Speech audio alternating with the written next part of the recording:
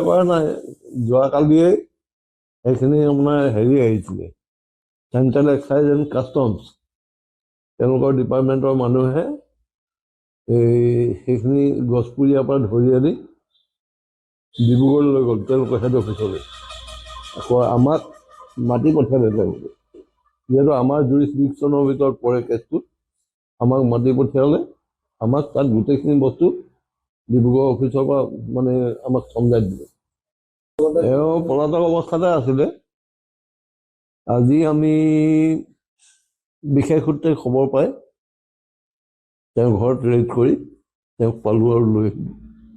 তেওঁৰ নাম কিবা পংকজ বৰুৱা তেওঁ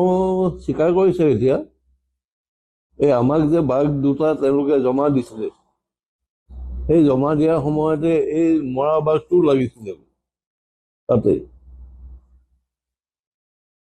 তেওঁলোকে মানে সেইটো কৰিলে আৰু এইজন ব্যক্তিয়ে পিঞ্জৰা বনাই বাঘ ধৰিছে